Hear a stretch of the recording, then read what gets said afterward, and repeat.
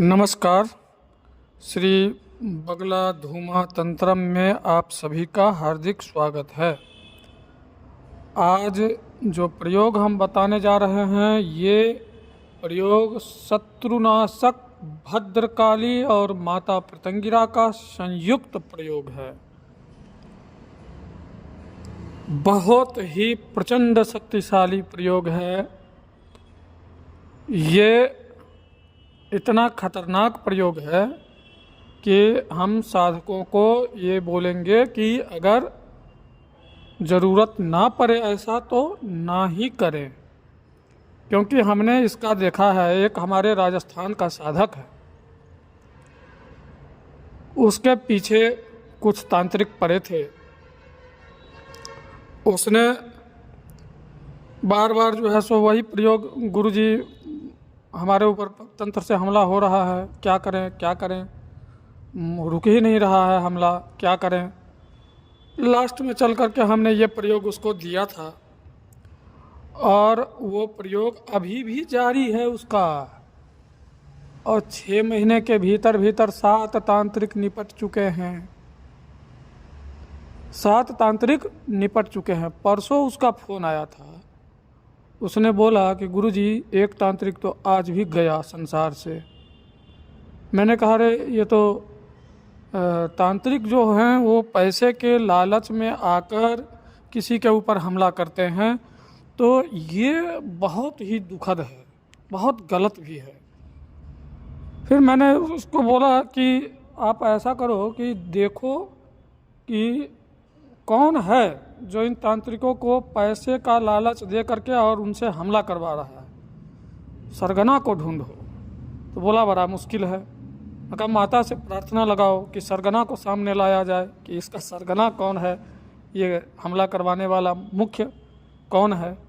तो उसने कपूर और मात्र कपूर लौंग दे करके माता से प्रार्थना लगाया और 3 दिन में आज उसका आ गया। और सामने जो आया है हमला करवाने वाला, वो खुद ही स्वीकार किया है। दारू पी के टंच था, बिल्कुल टाइट था, वो खुद ही स्वीकार कर लिया कि मैं ही करवा रहा हूँ, है ना। तो खुद वो स्वीकार किया है।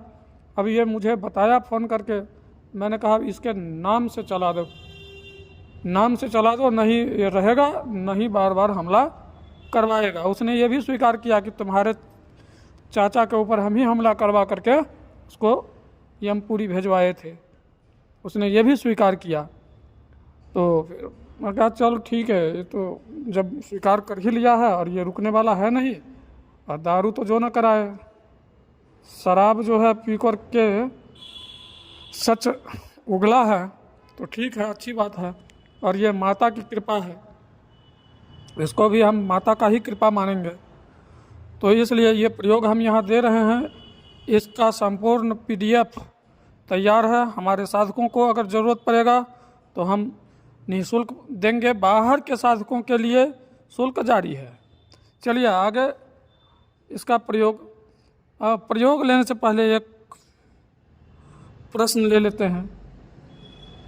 एक साधक ने लिख करके भेजा है कि प्रत्यक्षीकरण होता है क्या। देखिए, प्रत्यक्षीकरण निश्चित रूप से होता है। प्रत्यक्षीकरण निश्चित रूप से होता है। अब जैसे हम मूल रूप से माता पीताम्बरा के साधक हैं, तो इसमें होता क्या है, हमारे गुरुजी ने कहा था कि 7 नवरात्रा पूरा करो। तो वे सोच रहे थे कि 7 नवरात्रा में इसका 7 साल लग जाएगा, है ना। लेकिन मैंने क्या किया था, साल के 4 नवरात्रा पकड़ लिया। इसके बाद दूसरे साल में जब प्रवेश किए, ये भी 4 नवरात्रा करने के बाद मैंने अपने गुरुजी को फ़ोन कर दिया कि गुरुजी हमारे 7 नवरात्रा पूरे हो चुके हैं। वे कहे ठीक है हम आएंगे, फिर मिलेंगे। मैंने कहा ठीक है जी। वे आए। इसके बाद उन्होंने कहा एक क्रिया, करबद्ध क्रिया होता है, उसको हमारे गुरुजी कहते हैं करबद्ध क्रिया। तो करबद्ध क्रिया के बाद ही प्रत्यक्षीकरण का रास्ता खुलता है, ऐसा हमारे गुरुजी का मानना है, ठीक ना। तो हमारे गुरुजी बोले कि करवध क्रिया करो, सुर चलो। फिर मैं तैयार हो गया, और जब मैं तैयार हुआ तो गुरुजी बोले कि अब पत्नी श्री को बुला लो। मैंने कहा नहीं, अभी तो मुश्किल है बुलाना। तो मैंने कहा गुरुजी ये तो असंभव है, अभी तो हम नहीं बुला पाएंगे। तो उन्होंने कहा कि फिर ये क्रिया बाद में होगा, पत्नी रहेगी तभी हम करवा पाएंगे, वैसे हम नहीं करवाएंगे। फिर मैंने उनसे पूछा आखिर कारण क्या है, तो फिर वो बताए कि कारण ये है कि देवी जो है आपको आपकी पत्नी के पास नहीं जाने देंगी, इसलिए उसको करवध क्रिया में शामिल होना पड़ेगा, तभी वो आगे आपके पास आ पाएंगी, नहीं तो नहीं आ पाएगी। इसलिए तो उस समय तो हमने तत्काल रोका था, इसके 3 महीने के बाद हमने वो क्रिया पूरा किया था। तो हमारे गुरुजी के पद्धति के अनुसार करवध क्रिया होने के बाद प्रत्यक्षीकरण होता है। और मैं यहाँ बता दूं कि हमारे 3 साधक को प्रत्यक्षीकरण हुआ है। 3 साधक में एक साधिका है जो कामाख्या की है, और 2 साधक हैं जिसमें एक राजस्थान का है और एक महाराष्ट्र का है। हमारे 3 साधक को प्रत्यक्षीकरण हो चुका है। बाकी चलिए अब विषय पर बात करते हैं, क्योंकि बहुत सारे प्रश्न हैं, तो जो मुख्य प्रश्न था उसको हमने ले लिया।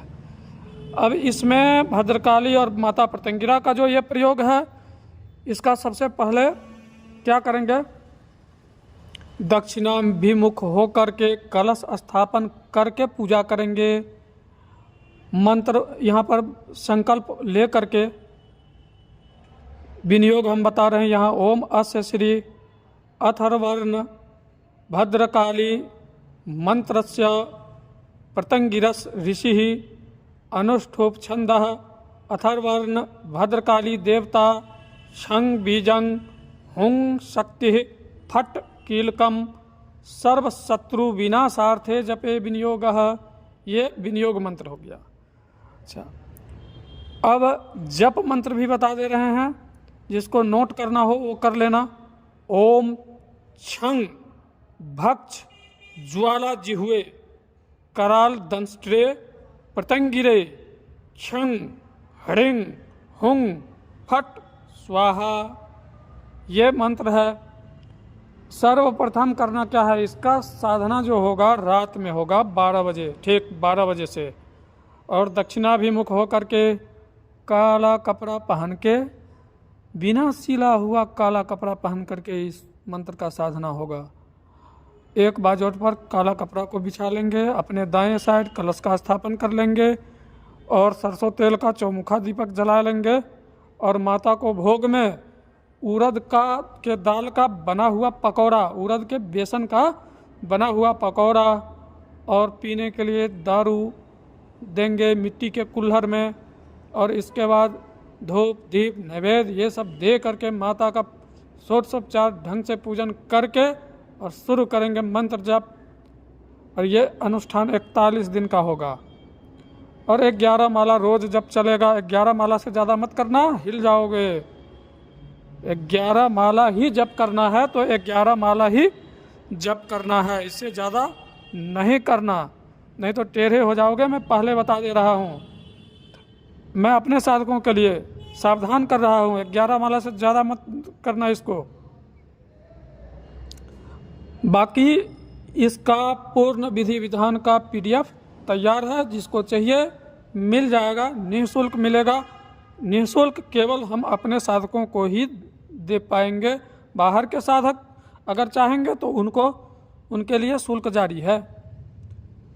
तब तक के लिए नमस्कार। जय माता पीताम्बरा, जय गुरुदेव की।